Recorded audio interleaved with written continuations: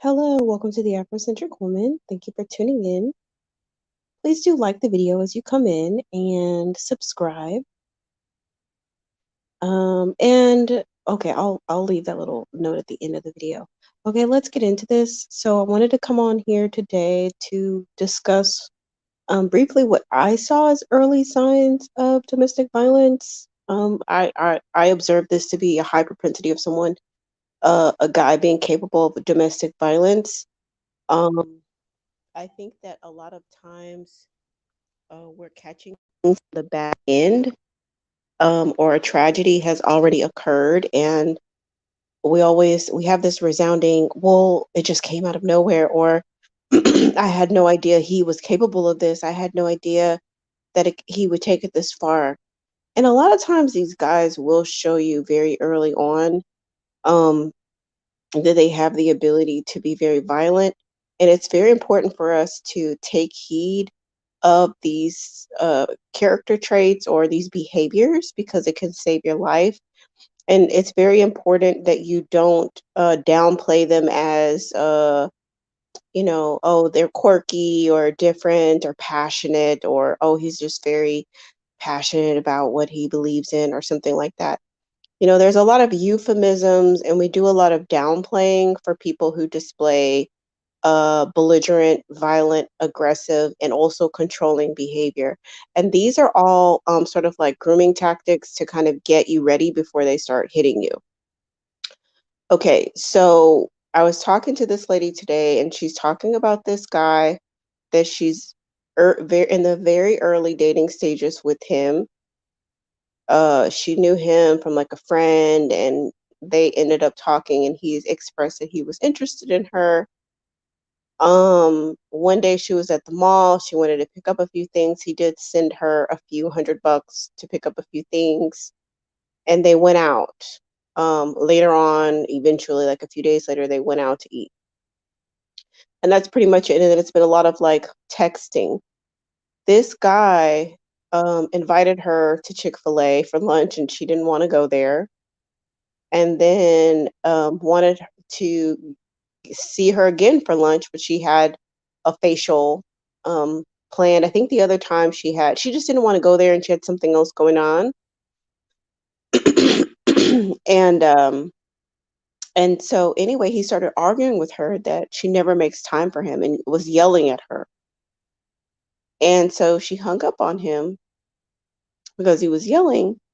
And when she called back, or when he called back, I think from a different number, he was like, well, just tell me the things that you like and the things that you don't like. Uh, just tell me. And yeah, that's going to be a red flag. This is the thing. The entitlement of time is in a very early stage of dating is a huge red flag of someone who's trying to control your time, someone who is intolerant of your life, someone who is intolerant of your schedule and the things that you have to do. This is a person that does not have any respect for you. This is a person that's completely and totally self-absorbed into themselves, and they see you only as somebody that's supposed to be at their beck and call. And his reaction to yell at her because she had something going on and she didn't want to go to Chick-fil-A is another red flag that they will become aggressive if they do not get what they want from you. And then I think that this follow-up question of like, well, just tell me what you need and tell me what you like. It's not a real question. It's just a question for a later on manipulation tactic, because the way these DV situations go is the guy explodes, maybe they're violent, and then there's a cooling off period, and then there's a love bombing period. And women can get into this cycle over and over and over again. So usually what a guy will try to do at the beginning of a relationship is find out what are the things that he needs to say and do during the love bombing phase to kind of get you back looped into the cycle. So it's not a real question, because the truth of the matter is nobody should have to teach you not to yell at a woman. If you came out of a household where you did not learn that you don't scream at women and you don't become belligerent and confrontational with women, if you didn't learn that from your parents, it's not my duty to teach you. And it's no woman's duty to teach him. Those are basic human skills that are not, they don't have anything to do with your personal quirkiness. So that doesn't have to do with like what's your favorite food, what music do you like, where do you like to go, where would you like to travel? Yes, those are individual questions about an individual person that someone who's interested in getting to know her would want to discover those things. But if he yells at you and is belligerent with you and then turns around and asks, well, just tell me what I need to do, that's not a real question. You see what I'm saying? It's not real. It's not genuine. It's just to get information from you to emotionally manipulate you later. Because every regular human being should know that it is a man should know that it's wrong to yell at a woman. It's just you shouldn't be doing that. Especially for something as frivolous as she didn't want to go to Chick-fil-A with you. Another thing that stood out to me was just the entitlement of time, the entitlement to do what I want to do, the entitlement of you dropping whatever you have going on to like acquiesce to what I want, and then I'm going to be belligerent if you don't do it. The entitlement is a huge, ginormous red flag because a lot of times these guys are offing women because they feel entitled to you. They feel entitled to her. They don't, in other words, they don't feel a sense of, oh, this is a blessing that she wants to spend her time with me, or I'm honored that she could have been doing anything, but she chooses to spend her time with me, which is coming from a place of reverence and coming from a place of humility. No, it's coming from a place of entitlement. Anytime a guy is going to be entitled, especially if he hasn't earned it, of course, you know this is a struggle bandit. I hope I didn't have to explicitly say that, but yes, this is a struggle bandit. And so they have a sense of entitlement because they're black and male. That's it. He hasn't earned a position in her life, and that's exactly what she told him. She said, "Well, I just don't feel like I'm at where I don't feel like our relationship is at a place where I need to make time for you," which is very legitimate. But that sent him off. That sent him off the rocker, and he's just starting yelling and being belligerent. So I would abort that mission. You know, these are the signs to pay attention to very early on. You don't need to see this to the end. Because the thing about so he's upset because you won't spend time with him. He's angry, he's yelling, he's acting a fool. Okay, let's say you acquiesce to what he wants to do and you try to placate him, you try to soothe him, you try to give him what he wants. It's never going to be enough. He's going to want more. You're always going to be on eggshells, and then everything just it all goes up. The violence goes up. And I told her, I said, well, if I were you, I said, this sounds like early DV signs. I would check the county record and see if he's ever been arrested for anything that's DV related, or any, and also not even if it's DV related, but sometimes if it's just assault and violence of any sort, even if they're assaulting other people. If they're assaulting other people, that means they lack self-control and that they are more likely to assault you. So I would definitely look him up in the county and see if he's been arrested for anything, if he has a record, find out every place he's lived, and find out if he has a record so that you can, kind of like be aware of that. And that will help you make a decision. But I mean, hands down, stay away from situations like that. And it's very important for us to continue to discuss these early signs so that we are not talking about, in retrospect, with a sister who is, gone on to glory or sent to the upper room because things got so out of control. Um, it got so far down the line because, you know, with these kinds of early control tactics, I think a lot of women have a natural like propensity to try to just soothe the person, like just give him what he wants and he'll stop throwing his tantrum. Just give him what he wants and he'll stop throwing his tantrum. But those tantrums can become very violent and they don't get better. That's the thing, they don't get better. They get worse. And once you have bring a child into the mix, then they really feel like they own you. They really feel like you're their property and then they can just dispose of you when you're no longer needed. And it's disgusting. It really is disgusting, the lack of value of life. But and it's hard to imagine when you're a regular human, it's hard to imagine the inner workings inside of a demon's mind, but it does help to understand the inner workings of a demon's mind.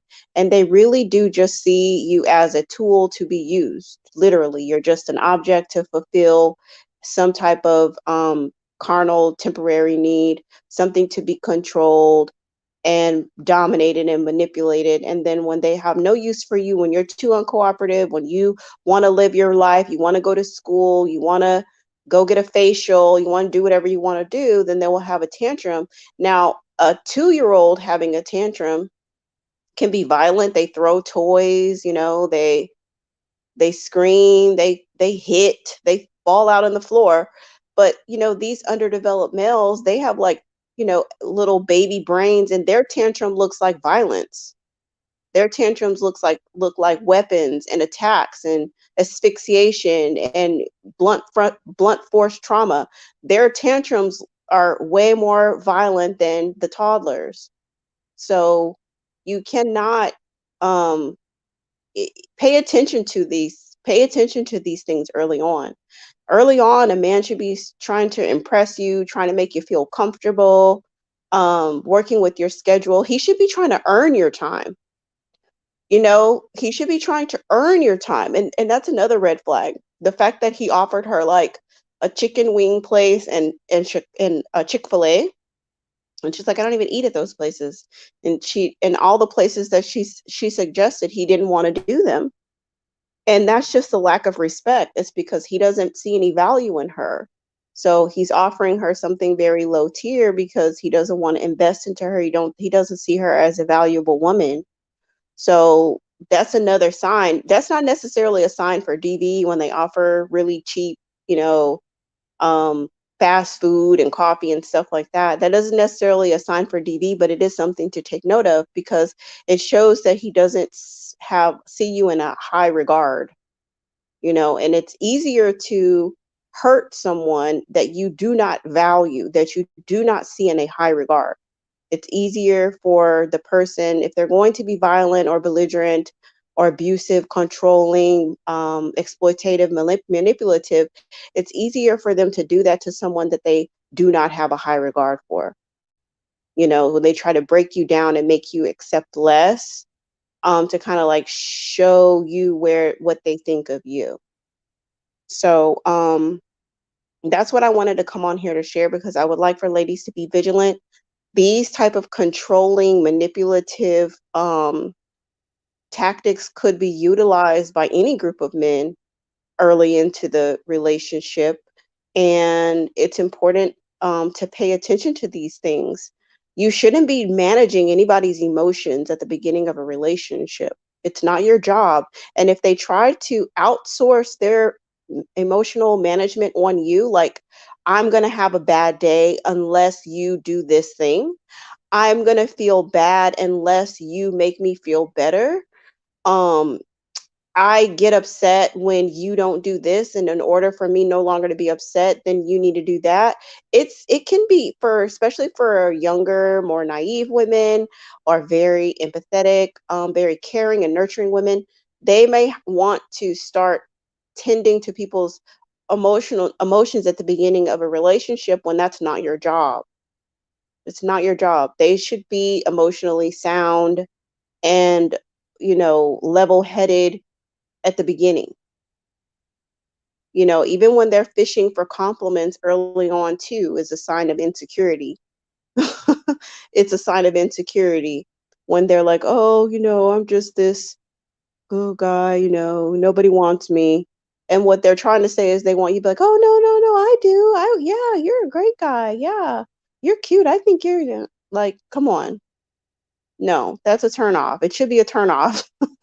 It's a turn off for me. I hope you're turned off by it too.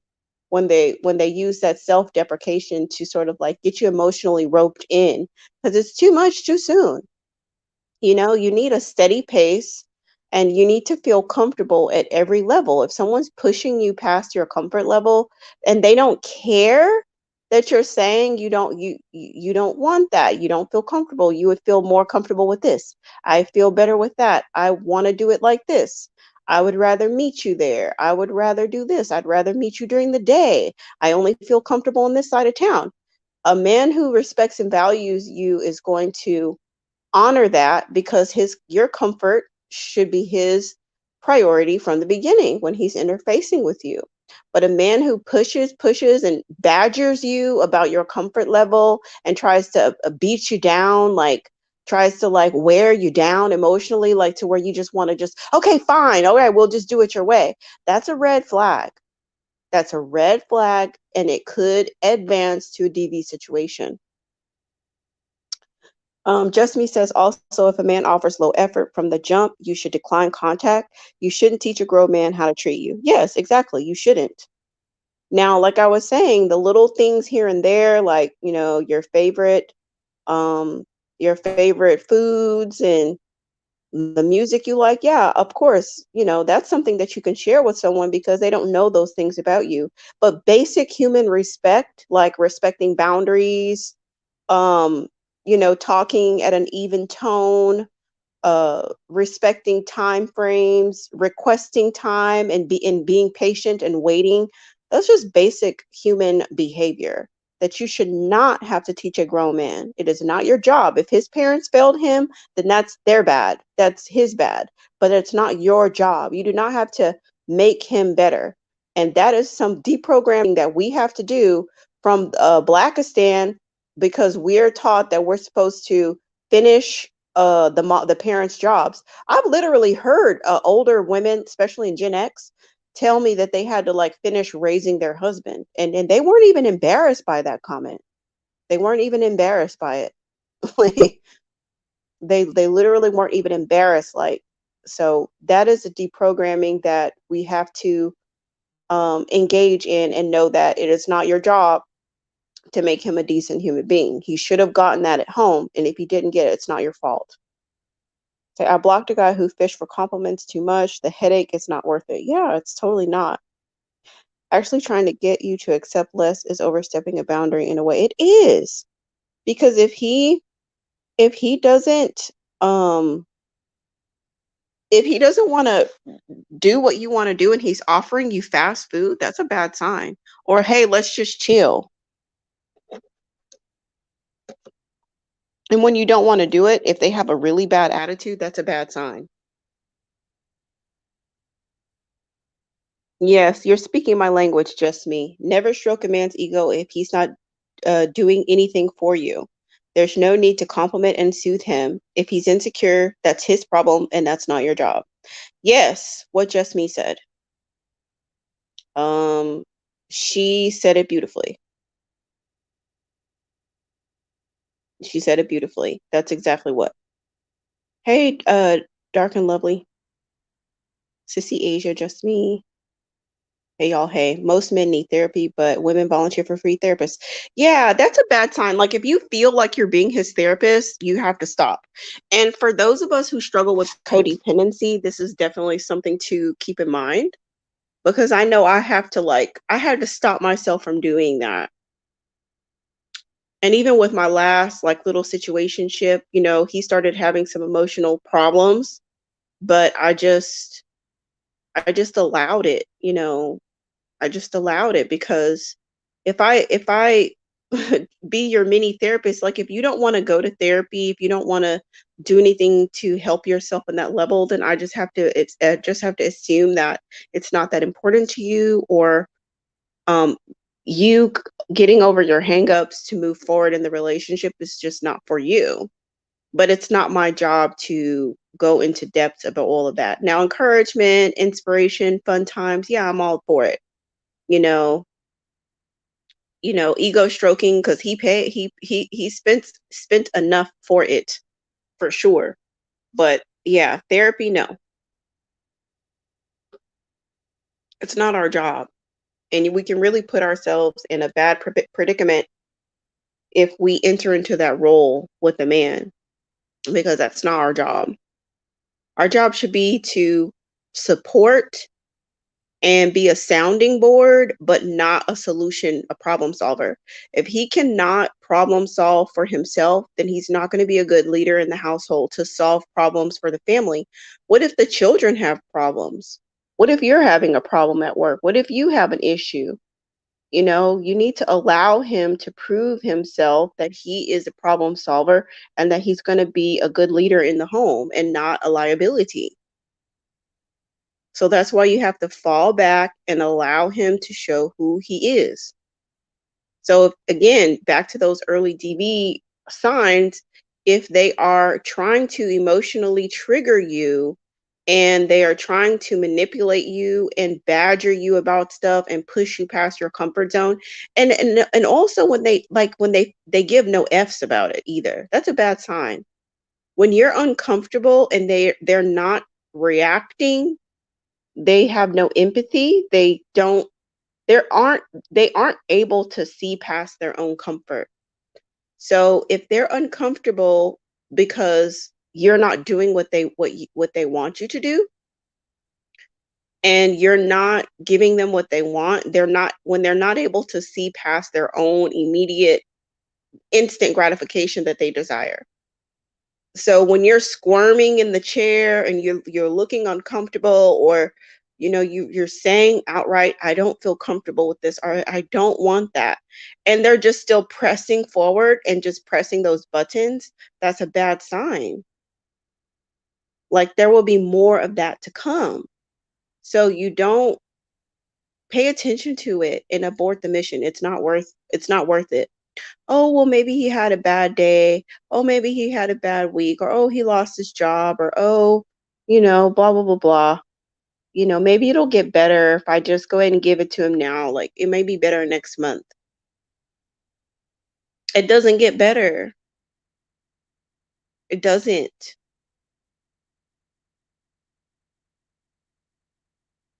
Because when we look at these struggle bandits that are taking these ladies out,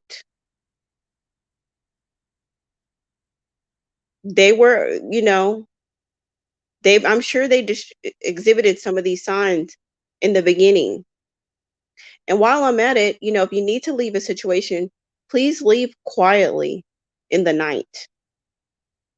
I have an acquaintance now who's living with a struggle bandit, and I'll text her when I get off the phone now. But yeah, she's trying to leave. She's trying to file for a divorce.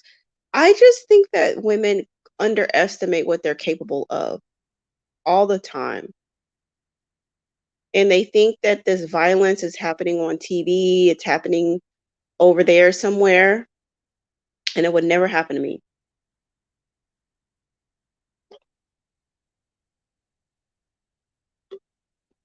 But you have to understand, and in her case, this is a different case than when I first started talking, because this is an advanced situation. This is a financial exploitation situation.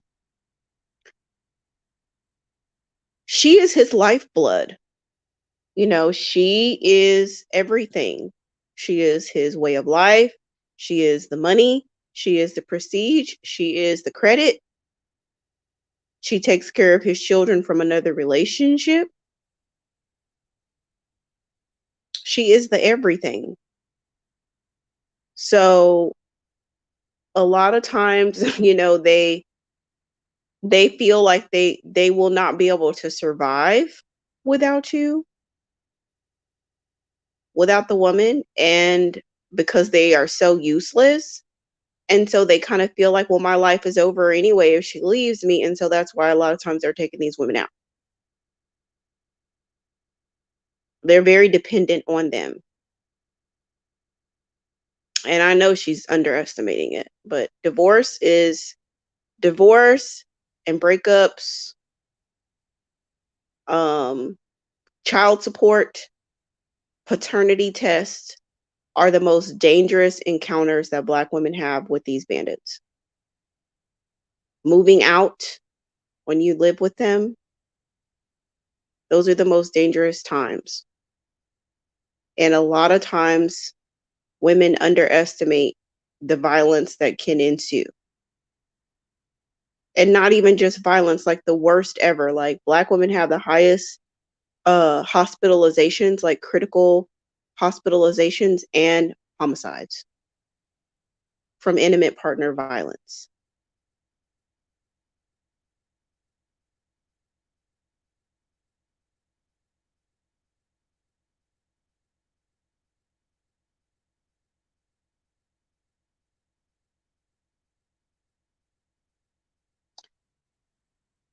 I was just thinking um,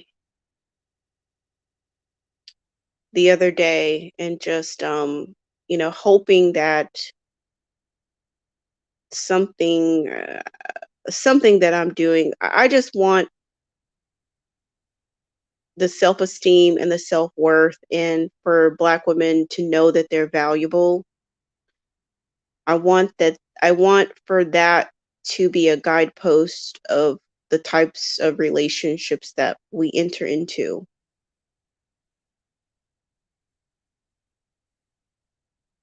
It is a bit overwhelming for me emotionally. I think I need to kind of like check off of a few of the stories right now because it's very emotionally overwhelming. So overwhelming. The stories, I feel like I've cried a lot over the past 2, 3 days.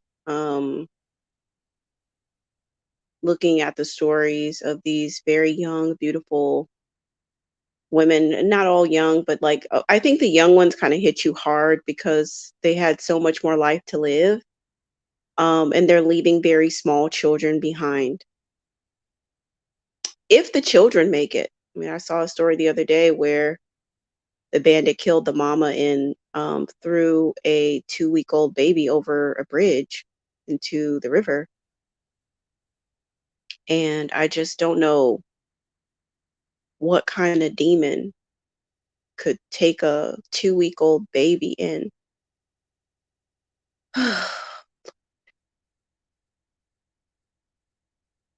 Mm, the stories really hit me hard. I think I just need a break from it a little while because it's just emotionally overwhelming.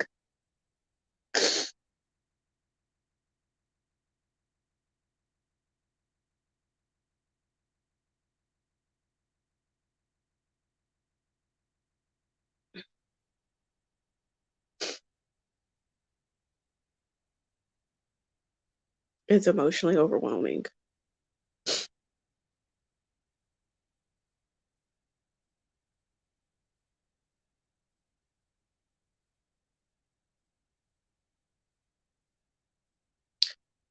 My prayer for Black women is that says she knows that she's valuable and worthy of love and that she always chooses herself first and foremost, and that she has the courage and also the support to get out of harm's way. It's not even just all on her either, because the community surrounding Black women can be very conducive to violence as well.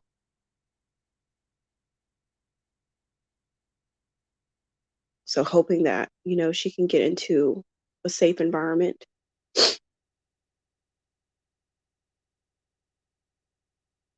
Yes, it's time to break the curse. I mean, I know it's happening, but of course, it's like we don't. I want it to happen faster. You know, when Black women are being taken off of this earth at the rate that we are, even though it's happening, it's the awakening is happening. The information is being shared, and also women are very young women are choosing very different things from their mothers and grandmothers. I just wish it were faster and more widespread.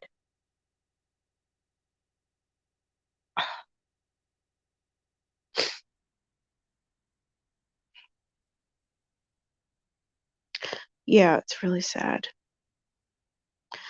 But, each one, I try to teach one. I try to do what I can offline and online to help Black women and to be honest about what's going on. And I know some things can be off-putting, which is why s- I try to, put it to where like they'll actually want to talk to me about certain things. So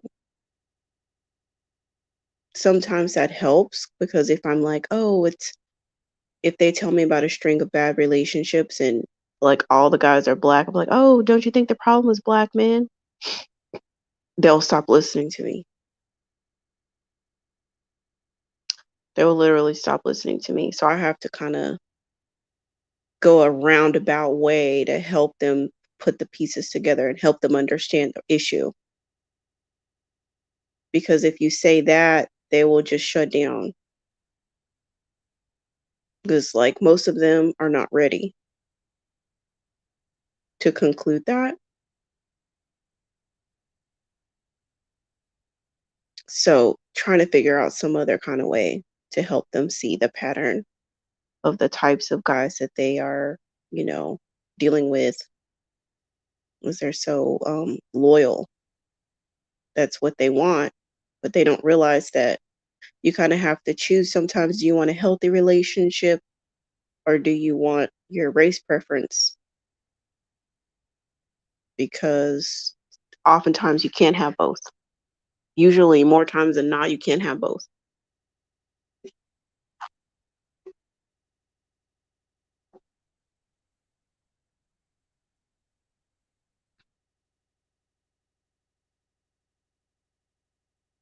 Oh my gosh, that's sad.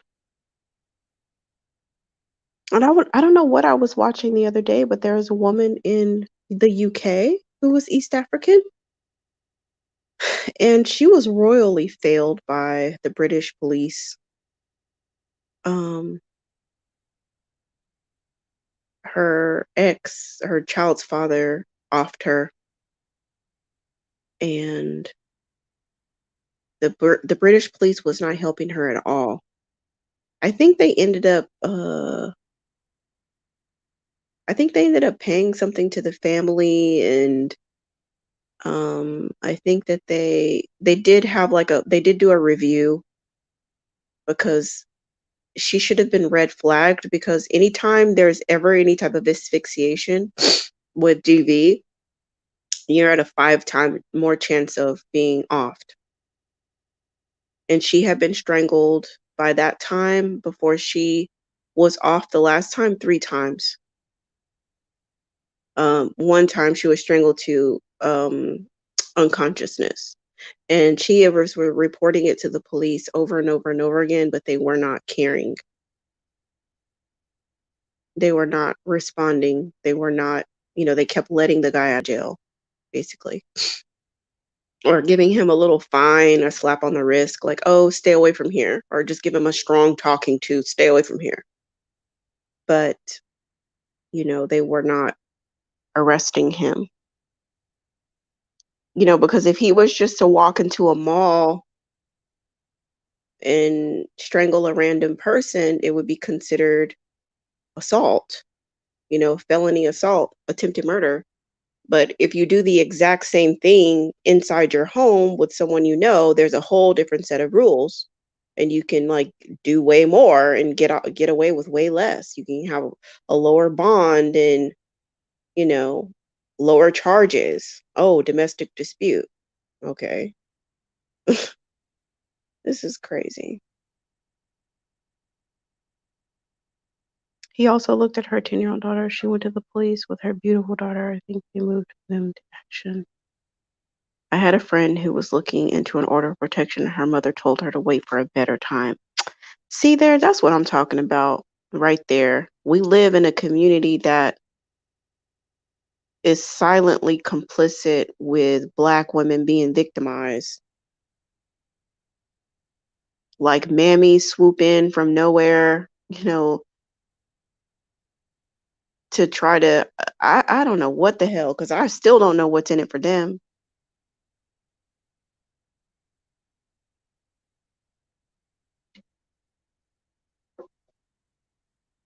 The time is now. I'm just getting tired of all of these black women being offed, and then in a retrospect, them saying, "Oh, well, the system failed her. We're gonna do better next time."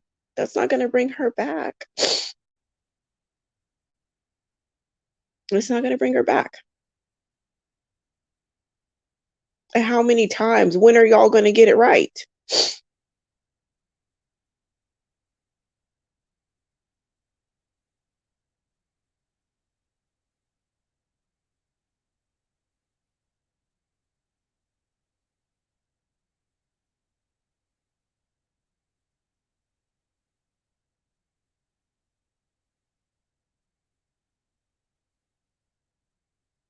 Yeah, I think so too.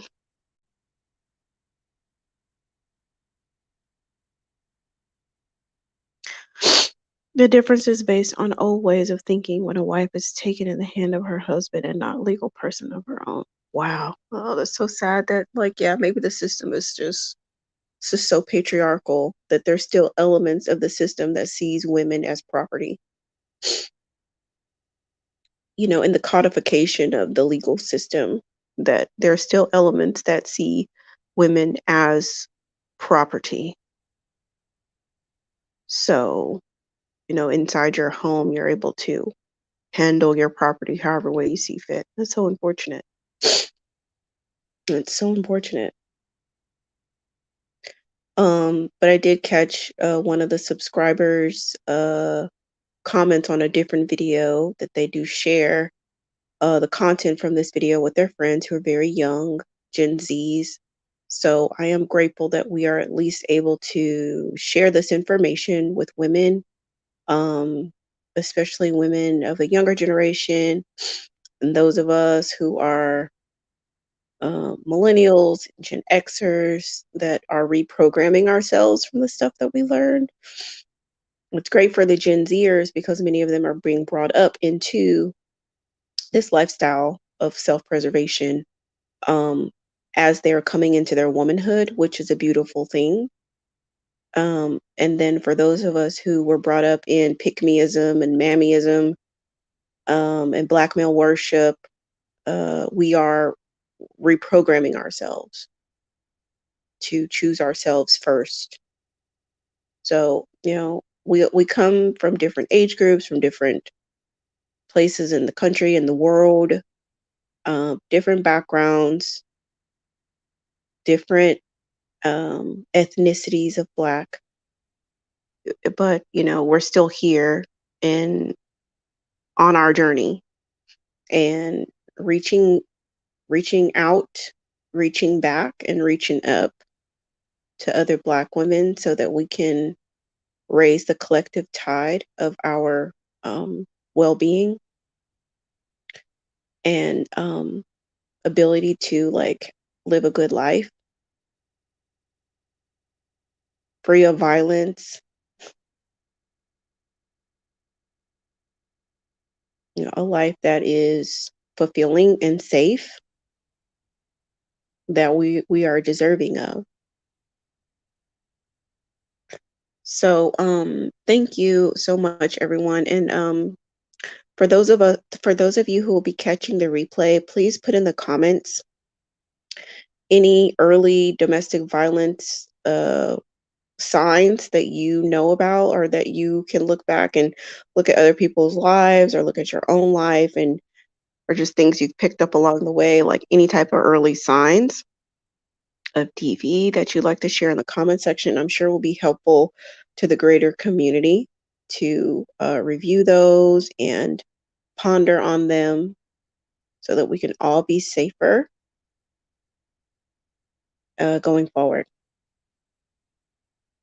Thank you so much for tuning in. I really do appreciate it. I do appreciate the virtual hugs and hugs you sent my way. I do need them, and I appreciate you because I've been kind of emotionally overwhelmed from diving into this information. It's very emotional. But it is what's happening. So I don't want to turn a blind eye to what's going on. Um, but thank y'all so much for tuning in. Please like and share, subscribe so we can stay in touch. All right. Peace.